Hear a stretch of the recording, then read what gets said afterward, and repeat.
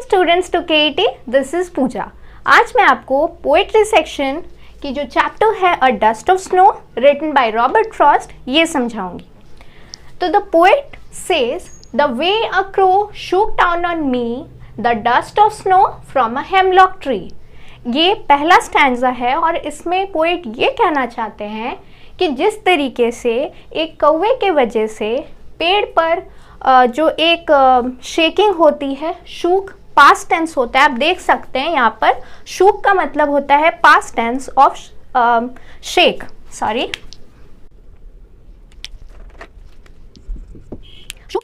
Shook का मतलब होता है पास्ट टेंस ऑफ शेक।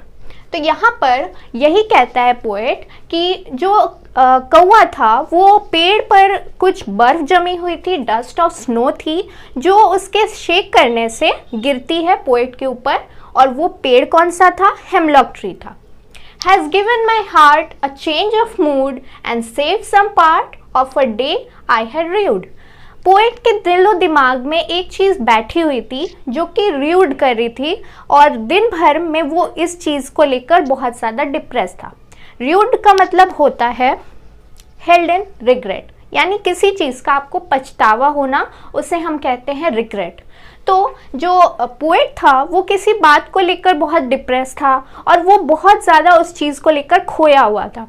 अब अगर इस दौरान कोई ऐसी घटना घट जाती है तो हमारा मूड उस चीज़ से हट जाता है, we get to another mood of मतलब चेंज हो जाता है, we get to another mood. तो वही कहता है कि हैज़ गिवन माई हार्ट, मेरे दिल को एक ऐसा मूड चेंज हो गया, मेरे दिलो दिमाग से वो जो थॉट्स थे डिप्रेशन के वो हट गए और ये मेरी जो आधे दिन मैंने वेस्ट कर दी थी सोचते सोचते, तो अब मैं अपने काम में लगा रहूँगा, मेरा जो दिन है वो बच गया बाकी का। तो ये तो था अबाउट द पोएम जो हमें मतलब जो पोएट है वो कहते हैं, हमें समझाने की कोशिश करते हैं। लेकिन अब मैं आपको इसकी एक आयरनी बताऊंगी जो कि और ज़्यादा इंटरेस्टिंग बना देगी इस पोएम को आपको समझने में। हमें आयरनी ये कहती है the poet was filled with depressive thoughts. जो पोएट था वो, जैसे आपने जाना कि काफ़ी डिप्रेसिव थॉट्स में था, उसे कोई ऐसी बात चुभ रही थी मन में जो कि उसे काफ़ी ज़्यादा अपसेट फील करा रही थी। But when the crow shook and dropped some snow from the hemlock tree on the poet's body, his mood changed into positivity। यानी कि पोएट जो था वो तो जानता नहीं, वो तो इतना ध्यान नहीं देता है कि वो कहाँ खड़ा है। वो जो हेमलॉक ट्री के नीचे खड़ा रहता है, तब अचानक से एक कौवा उनके ऊपर, जो वहाँ पर ट्री की जो ब्रांचेस होती है वहाँ पर जो स्नो के डस्ट, यानी कि जो हमारे होता है ना पहाड़ी इलाके या फिर जहाँ पर स्नोई एरिया, वहाँ पे बर्फबारी होती है, तो वो बर्फ़ जाके पेड़ों के ऊपर या फिर कहीं भी पत्थरों पर आके जम जाते हैं। तो जो स्नो था वो कौवे के हिलाने के वजह से, यानी कौवा इधर बैठा होगा या फिर उड़कर आया होगा तो वो गिर जाता है और पोएट उससे थोड़ा घबरा जाता है कि अरे ये क्या हो गया। तो उसका जो मूड था वो किस में चेंज हो जाता है? पॉजिटिविटी, क्योंकि अब वो जो थॉट्स थे डिप्रेशन वाले वो भूल गया। अब उसका ध्यान याद आ गया उसे कि हाँ अब कोई दुनिया में है, मैं अपने अलग दुनिया में खोया हुआ था, तो उस दुनिया से वो हट के अपने जो थॉट्स थे उसे चेंज कर लेता है। This shows that a simple movement can change one's life, this is the irony used in the poem. तो यही बात हमें समझाने की कोशिश कर रहे हैं पोएट कि कोई भी छोटी सी चीज़ हमारे दिलो दिमाग में बैठे दर्द को, गुस्से को या दुख को चेंज कर सकती है और ये मोमेंट हमारे लिए काफ़ी हेल्पफुल भी होती है। अब मैं आपको एक एग्जांपल देती हूँ। अक्सर लोग क्या एक मान्यता बना के रखते हैं जिसे हम कहते हैं अंधविश्वास, कि अगर कोई भी बिल्ली आपके सड़क के सामने से क्रॉस करती है, ख़ास तौर पर वो काली बिल्ली हो, तो लोगों को तो पागल ही जैसे कर देती है कि अरे ये तो अपशगुन हो गया। अब हो सकता है वो बिल्ली कोइंसिडेंटली वहाँ से पास कर रही होगी, हो सकता है ना, पर ऐसा नहीं होता। लोगों को तो एक अंधविश्वास माना गया है। अब इस कारण से कुछ लोगों के कारण कुछ लोगों के ऐसे मानने की वजह से बाकी लोगों का भी जो पूरा लाइफस्टाइल है उसमें यही बन गया है, यही हमारी विचारधारा माइंडसेट बन गई है कि ये चीज़ तो गलत ही है। उसी तरीके से यहाँ पर भी जैसे जो पोएट है वो यूज़ करते हैं द वर्ड क्रो। क्रो भी एक टाइप का सिंबल सिंबलाइज करता है कि वो सैडनेस हमें फील होती है जब हम क्रो को देखते हैं, हमें गुस्सा आता है, हमें बहुत ज़्यादा डर लगता है कि अब हमारे लाइफ में कुछ बुरा होने वाला है, अब कुछ बुरा ही घटेगा हमारे साथ। उसी तरीके से जो हेमलॉक ट्री है वो भी सिंबलाइज करता है कि ये कोई बुरा घटना घटेगा हमारे साथ या फिर कुछ बुरा ही होगा, क्योंकि ये दोनों ही चीज़ जो है वो ब्लैक या नेगेटिविटी फील कराती है। हेमलॉक ट्री का मतलब होता है a poisonous plant with small white flowers, जैसे हम धतूरे का पेड़ भी कहते हैं। अब आप यही सोच रहे होंगे कि इन चीज़ों का पोएट यूज़ करके हमें क्या डीप मीनिंग देना चाहते हैं। तो दोस्तों, इन चीज़ों को जब हम यूज़ कर रहे हैं इस पोएम में, तो पोएट हमें यही बताना चाहते हैं कि ये भी तो चीज़ें हमें बैडनेस या फिर फियर ही फील करा रही है, बट फिर भी इन चीज़ों के वजह से जिन थॉट्स को लेकर पोएट एक सुसाइडल फील कर रहे थे, इतना डिप्रेस फील कर रहे थे, वो तो उनको चेंज करके पॉजिटिव थॉट्स में बदल दी गई। जब अगर वो क्रो उस पेड़ पर नहीं बैठता या फिर वो स्नो उन पर नहीं गिरती, तो उनके थॉट्स तो वही चलते रहते जो वो दिन भर सोच रहे थे। हो सकता है कुछ बुरा भी हो जाता, तो ये एक टाइप के लिए हेल्पफुल तो हुआ। तो यही मैंने पूरे पोएम में भी समझा और आपको भी समझाने की कोशिश की। अब मैं आपको बताती हूँ कि इस पोएम में पोएटिक डिवाइसेस कौन से यूज़ हुए हैं। तो ये है 2 टाइप के पोएटिक डिवाइसेस। पोएटिक डिवाइसेस एक ऐसा फॉर्म होता है जिस तरीके से पोएम को लिखा जाता है। अब आप इस पोएम में यहाँ पर आप देख रहे होंगे कि जो फर्स्ट लाइन है, the way a crow shook down on मी, ये जो 2 लाइन्स हैं, इनमें यहाँ पर जो वर्ड आया है क्रो और दूसरा वर्ड इस लाइन में आया है मी। तीसरे सेंटेंस में आप देखो द डस्ट ऑफ स्नो, ये जो लाइन है स्नो, इसमें जो वर्ड आई है और यहाँ पर ये जो क्रो वर्ड आया है, ये दोनों राइमिंग कर रहे हैं, इसीलिए हम यहाँ पर यूज़ करेंगे पोएटिक डिवाइस राइम सीम यानी AB। तो ऐसे जो पोएम्स होते हैं जिनमें फर्स्ट और थर्ड वाली जो वर्ड्स होती हैं और सेकंड वाले और फोर्थ वाले वर्ड्स सेम साउंड करते हैं, राइम देते हैं, उनको हम कहते हैं राइम स्कीम या फिर AB के फॉर्म में वो पोएम है। और दूसरा है सिंबलिज्म। सिंबलिज्म, इसमें कैसे आप सोच रहे होंगे सिंबलाइज ये क्या कर रहा है, तो ये पूरा जो सीन है वो नेचर से कनेक्ट करता है। यहाँ पर क्रो यूज़ किया गया है to symbolize fear, to symbolize something very sad, कुछ ऐसी घटना जो हमें बुरी तरीके से मतलब हानि कर सकती है, अशुभ जिसे हम कहते हैं ना, अपशगुन होना, तो क्रो एक सिंबलाइज कर रहा है। उसके बाद जो डस्ट ऑफ स्नो है ये भी हमें कुछ सिंबलाइज कर रहा है, ये सिंबलाइज कर रहा है peace. Dust of snow, white colour के होते हैं स्नो, और डस्टी यानी पाउडरी सा, तो वो जब मतलब हेमलॉक ट्री के शूक करने पर जब पोएट पर गिरता है तो पोएट को क्या फील होता है, पॉजिटिव फील होता है, हैप्पीनेस फील होता है। तो ये हमें शो कर रहा है पॉजिटिविटी। हेमलॉक ट्री भी एक टाइप का डार्कनेस ही शो करता है, फियर ही शो करता है, इसलिए ये भी हमें सिंबलाइज कर रहा है। तो ऐसे पोएम्स में हम डिफाइन कर सकते हैं कौन सा पोएटिक डिवाइस यूज़ किया गया है। तो दोस्तों, यहाँ तो मैंने आपको कुछ बेसिक चीज़ें बताई हैं पोएम से रिलेटेड। अब मैं आपको इस पोएम की कुछ की पॉइंट्स डिस्कस करूँगी। सो नाउ दोस्तों, अब मैं आपको कुछ की पॉइंट्स इस चैप्टर के बता देती हूँ। यहाँ पे पहला की पॉइंट है, the poet was once very depressed and hopeless. Poet काफ़ी ज़्यादा दुखी था और उसकी जो मनोस्थिति थी, उसके मन में बहुत ज़्यादा डिप्रेशन था, बहुत ज़्यादा कुछ बात के लिए रिग्रेट था। He was in a state of sorrow and was lost in his thoughts. वो किसी ऐसे मतलब चीज़ को सोच रहा था जिसमें वो इतना खो गया था, इतना ज़्यादा कंसंट्रेशन उस चीज़ में था कि आसपास की चीज़ें उसे ध्यान ही नहीं दी। वो कहाँ पे खड़ा है, हेमलॉक ट्री के पास खड़ा है, कोई कौवा ऊपर बैठा है, आसपास चिड़ियाँ उड़ रही है, कुछ भी उसे ध्यान ही नहीं था बिल्कुल। He was standing under the hemlock tree. ये पोएम में भी कहा गया है कि वो किसी हेमलॉक ट्री के नीचे खड़ा था, नीचे मतलब अंडर द ट्री, नीचे खड़ा था। A crow sitting on the tree shook the fine snow over the poet. एक कौवा उस ट्री पर बैठा रहता है और वो उस ट्री पर जो स्नो होती है उसे गिरा देता है पोएट के ऊपर। The soft and chilled snow fail on the poet. अब वो जो स्नो है यानी बर्फ़ की जो छोटी मतलब वो होती है ना, डस्ट है, पाउडर है, वो तो ठंडी होगी, तो वो जैसे ही पोएट पर गिरती है वो पोएट फील करता है कि कुछ मेरे ऊपर ठंडी चीज़ गिरी है। It changed his mood from the state of sadness to happiness. इस पॉइंट को बहुत ही अच्छे से आपको रिमेंबर रखना है कि उसका मूड जो था वो सैडनेस से कैसे बदल गया हैप्पीनेस में। यानी कि कोई चीज़ हमें कंसंट्रेशन से हम कर रहे अचानक से कुछ ऐसा चीज़ हो जाता है, जैसे समझिए हम कहीं पर बैठ के पढ़ाई कर रहे हैं और बाहर बिजली कड़क गई, तो हमारा जो मतलब कंसंट्रेशन था उस बिजली के आवाज़ की वजह से चेंज हो जाता है। वैसे यहाँ पे होता है कि वो इस स्टेट ऑफ मूड में था, सैडनेस में था, लेकिन तुरंत एक चुटकी में उसका जो मूड था वह हैप्पीनेस में बदल गया। कैसे? क्योंकि वहाँ पर उससे कुछ ठंडी सी चीज़ फील हुई, अपने ऊपर कुछ ठंडा ठंडा फील हुआ, तो इस वजह से उसका मूड चेंज हो गया। He started feeling peaceful and refreshing. वो थोड़ा सा अच्छा फील करने लगा, क्योंकि कोई चीज़ हम सोच रहे हैं, अरे ये चीज़ अच्छी नहीं हुई, मान लेते हैं कोई चीज़ हम सोच रहे हैं कि मेरे साथ बहुत बुरा हुआ, हम काश उस जगह होते, लेकिन अचानक से कोई दोस्त मिल गया, कोई बात नहीं, हमें समझाया है, फिर कुछ ऐसी चीज़ जैसे यहाँ पे हो रही है, हमें समझ में आती है कि नहीं, हम इतने देर मतलब उसी चीज़ को लेके नहीं रह सकते, पूरा लाइफ भर हम दुखी नहीं रह सकते, हमें अपना मूड चेंज करना चाहिए।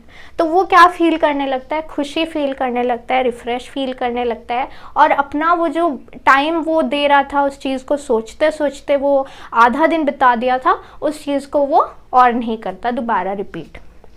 This simple incident help him enjoy the remaining part of the day।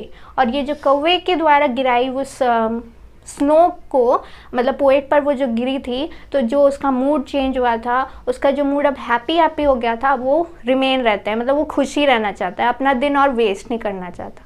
तो ये था की पॉइंट। अब मैं आपको बताना कुछ short notes and long notes बताऊंगी। यहाँ तक जितनी भी बातें मैंने बताई आपको, वो आई होप कि आपने नोट की होगी और अच्छी भी लगी होगी आपको। जैसा भी रिएक्शन होगा, जो भी कन्फ्यूजन या जो भी आपको मतलब कोई भी डिफ़िकल्टीज होगी, आप मुझे ज़रूर बताएं। Now students, I am going to explain the short answer questions of this chapter. The first question is, what is dust or snow? What does the poet say has changed his mood? Dust और snow क्या है और poet ने ऐसा क्या कहा है जिससे हमें समझ में आता है कि उसका मूड थोड़ा चेंज हुआ था। डस्ट और स्नो का मतलब होता है फाइन पाउडर लाइक स्नो, यानी कि जो स्नो की पाउडरी फाइन और जो होती है ना पाउडर जैसी स्नो की जो पार्टिकल्स, उससे हम कहते हैं dust of snow. The crow, जो सेकंड क्वेश्चन है उसका आंसर है, a crow shook the snow from the hemlock tree and it fell on the poet. This incident changed his mood from gloomy to cheerful, he was no longer depressed. यहाँ पर gloomy का मतलब होता है उदास, यानी poet उदास था, डिप्रेस था, और जब उसके ऊपर एक क्रो के वजह से स्नो गिरती है तो उसका जो मूड था वो थोड़ा सा क्या हो जाता है, सतर्क हो जाता है, कंसंट्रेशन उसका मतलब उस कंडीशन से, उस अपसेटनेस से थोड़ा हट जाता है, और ये इंसिडेंट्स उसके मूड को फ्रॉम ग्लूमी सैडनेस हम कह सकते हैं टू चीयरफुल, यानी कि बहुत ज़्यादा उत्साहित हो जाता है। He was no longer depressed. Next question, what the symbol of nature has the poet used in the poem Dust of Snow? यानी कि ये पोएम जो था इसमें हर जगह हमने नेचर को देखा, क्रो देखा, हेमलॉक ट्री देखा, डस्ट ऑफ स्नो देखा, तो ये तो घर में नहीं होते, ये तो बाहर होते हैं जंगल वाले, तो ये नेचर में हम देख रहे हैं। तो ऐसे कौन से सिम्बल्स हैं जो नेचर के इस पोएट ने यूज़ किए हैं पोएम में? There is a splendid natural imagery in the poem Dust of Snow। इस पोएम में एक बहुत ही स्प्लेंडेड यानी कि शानदार, इमेजरी यानी कि चित्र, हम कहते हैं ना उस चरितार्थ करना, उसको चित्रित करना, इमेजरी का मतलब होता है चित्रित करना। तो इस पोएम में काफ़ी शानदार और मतलब नेचुरल तरीके से इस पोएम को चित्रित किया गया है। और ये पोएम कौन सा है? डस्ट ऑफ स्नो है। The poet used snow to describe the atmosphere as cold and frozen।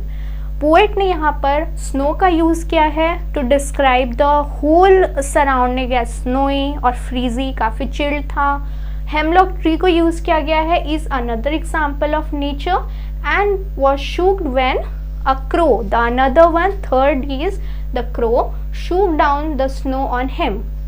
तो यहाँ तीन बेसिकली चीज़ यूज़ की गई है। एक तो स्नो को यूज़ किया गया है जो कि पार्ट 1 ये डिस्क्राइब करता है कि वो पूरा एरिया काफ़ी स्नोई था। हेमलॉक ट्री यूज़ किया गया है to describe the tree under which poet is standing. Next is crow, जिसने उस ट्री पर बैठे स्नो को, मतलब ट्री पर बैठकर उस स्नो को जो वहाँ पर ब्रांचेस में थे उसको नीचे गिराया। तो ये हम कह सकते हैं कि पोएट ने 3 तरीके के सिंबल्स यूज़ किए हैं अपने पोएम में। नेक्स्ट हम इन क्वेश्चंस को देख चुके हैं। नेक्स्ट जो क्वेश्चन है वो है when the dust of snow was shaken down on him how does Robert Frost felt. तो जब उनके ऊपर वो बर्फ गिरती है तो उनका रिएक्शन क्या हो जाता है। When the dust of snow was shaken down on the poet, he felt very much positive. उनको बहुत ज़्यादा पॉजिटिव फील होता है। As this incident changed his mood from sadness to happiness. उनका जो मूड था वो सैडनेस से हैप्पीनेस में हो गया। तो जो अक्सर हम ये चीज़ सुनते हैं या फिर हम सिंबलाइज करते हैं क्रो को या हेमलॉक ट्री को, जो कि एक सिंबल है फियर का, सैडनेस का, तो वो चीज़ यहाँ पर नहीं यूज़ की गई। उनको बहुत पॉजिटिव तरीके से यहाँ पर प्रेजेंट किया गया है, जो हमें एक डीपर मीनिंग भी देता है कि उस इंसिडेंट से रॉबर्ट फ्रॉस्ट को कितना फ़ायदा हुआ। वही चीज़ ये पोएम भी कहना चाहती है कि जो मूड था पोएट का एक सैडनेस का, वो चेंज हो रहा था हैप्पीनेस में। तो ये एक आयरनी हमने जैसे डिस्कस की थी, तो वही चीज़ यहाँ पर आप लिख सकते हो इस आंसर के लिए भी कि जो फ्रोस्ट थे वो कुछ देर के लिए फील कर रहे थे कि मैं अपसेट हूँ, ये सारी चीज़ें भी अपसेट कर रही है, बट अचानक से वो ये भी सोचते हैं कि नहीं, ये चीज़ अपसेट नहीं, ये चीज़ तो मेरे मन को और खुश कर देती है, ये चीज़ तो बहुत अच्छी हो गई मेरे लिए। तो ये एक आयरनी है, मतलब जो यूजुअली हम चीज़ सोचते हैं उससे बिल्कुल अपोजिट होता है हमारे साथ, और ये काफ़ी मज़ेदार भी है। तो यही चीज़ थी हमारी शॉर्ट क्वेश्चंस में। अब मैं आपको कुछ लॉन्ग क्वेश्चंस भी डिस्कस कर देती हूँ। 1, 2, 3. Now students, I am going to explain the long or the value based questions coming in this chapter. Actually जो पोएम है इसमें आपको ऐसे टाइप के क्वेश्चंस ही आएंगे जो कि वैल्यू बेस्ड आप कह सकते हैं, लॉन्ग आप कह सकते हैं। तो एक्स्ट्रा में अलग से आपको इसे प्रिपेयर करने की ज़रूरत नहीं है। आप ऐसे क्वेश्चंस को 5 मार्क्स या इससे जैसे मैंने आपको पहले भी वीडियोस में बताए हैं अटेंड कर सकते हैं। तो क्वेश्चन ये है, the poem dust of snow presents a movement that seems simple but has a larger significance, what does this line indicates. ये जो पोएम हमने पढ़ा डस्ट ऑफ स्नो, इसमें आपको एक सिंपल से इंसिडेंट दिखा, लेकिन इसका जो सिग्निफिकेंस था, इसका जो रिजल्ट था वो काफ़ी ज़्यादा बड़ा था। इसका रिजल्ट क्या था कि जो क्रो है वो मतलब पेड़ से बर्फ़ गिरा देता है। ये तो सिंपल इंसिडेंस है, इसमें क्या आपको लगेगा कि ये कौन सा बड़ा बात है, लेकिन था ये बड़ी बात, क्योंकि वो जो पोएट था वो अपने उस स्टेट ऑफ मूड से, उस स्टेट ऑफ डिप्रेशन से हटकर एक हैप्पीनेस फील करता है। तो ये ओवरऑल क्वेश्चन आपने इस तरीके से मन में समझा। अब आप लिखेंगे कैसे इसे। So the poem dust of snow written by Robert Frost is a splendid poetry describing an imagery connecting the nature। जैसे मैंने आपको की पॉइंट्स में भी बताए थे कि ये जो डस्ट ऑफ स्नो ये जो पोएट्री है इसे रॉबर्ट फ्रॉस्ट ने लिखा है। ये एक स्प्लेंडेड पोएट्री है, यानी काफ़ी ज़्यादा शानदार है, अमेजिंग है। डिस्क्राइब करती है एक इमेजरी जो कि नेचर को आपको कनेक्ट करती है, यानी आपको ऐसा लगता है जैसे आप पूरा नेचर ही फील कर रहे हो आसपास। He use the words crow, hemlock tree and dust of snow to give a deeper meaning through these simple words। यानी कि वो जो हेमलॉक ट्री, क्रो या डस्ट ऑफ स्नो, इन छोटे छोटे वर्ड्स को उन्होंने यूज़ किया है पोएम में, ये काफ़ी सिंपल है लेकिन काफ़ी गहरी मीनिंग हमें देते हैं। कैसे ये गहरी मीनिंग देते हैं देखते हैं। He remember the day when he was depressed.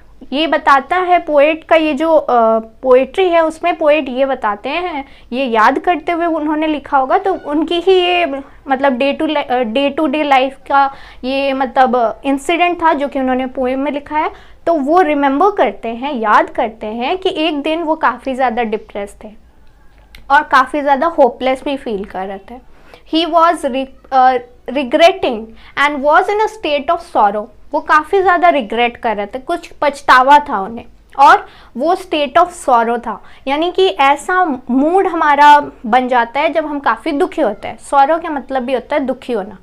But suddenly his mood changes from sadness to happiness because a crow sitting on the hemlock tree dropped the snow on the body of the poet। यानी कि उनका जो mood था वो अचानक से change हो जाता है, क्योंकि जब वो किसी पेड़ के नीचे, वो पेड़ किसका था, हेमलॉक ट्री था, उस पेड़ के नीचे बैठे हुए थे, तो अचानक एक जो क्रो था वो उनके ऊपर स्नो गिरा देता है, और इसकी वजह से उनका जो मूड था, उनका जो कंसंट्रेशन था, डीपनेस था, उस सैडनेस की वजह से वो चेंज हो जाता है।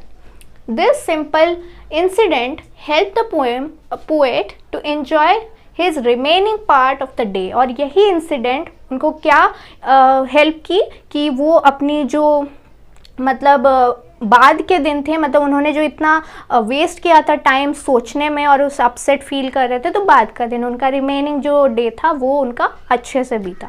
तो ये था हमारा पहला क्वेश्चन। नेक्स्ट क्वेश्चन की तरफ बढ़ते हैं। ये क्वेश्चन है, where do you think the poet was. Poet कहाँ था, आपको क्या लगता है कि वो कहाँ पे थे।